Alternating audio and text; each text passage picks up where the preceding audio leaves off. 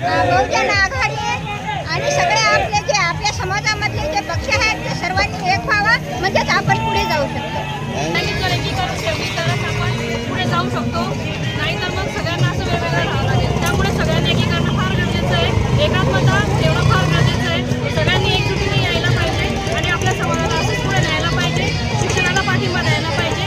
मंदिरं न बांधता आपण शिक्षणाला जितकं प्रोत्साहन देणार तेवढं आपल्याला चांगली आहे आपल्या समाजासाठी. आणि आपल्या मुलं जेवढे शिकतील तेवढं आपल्या समाजासाठी आणि आपल्या विकासासाठी समाजाच्या खूप चांगलं आहे. छान छान.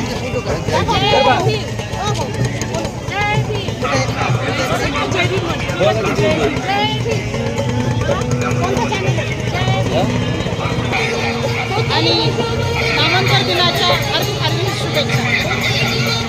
आज नामांतर दिन बघून इतका आनंद आपल्याला होतोय आणि सर्व आपण दलित अनुयायी भीम अनुयायी या कमानीच्या दिशेने येतोय.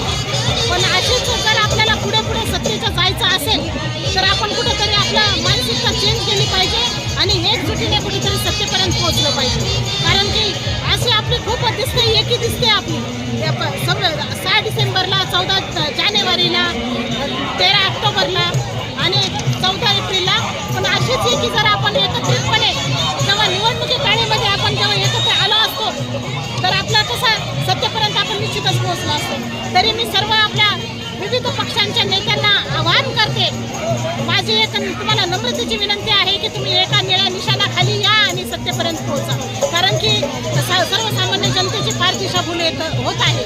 तर आपण सर्व एक होऊया आणि काहीतरी एक संकल्प घेऊया की पुढच्या पंचवार्षिकला आपणच सत्तेत असावे असं मला वाटतं.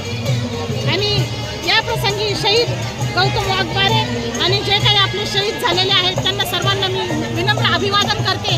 आणि जे जे नामांतर युद्धातील लढाई आहेत त्यांनी खरोखर आपल्या संसाराची राख रांगोळी करून या नामांतरासाठी आपले प्राण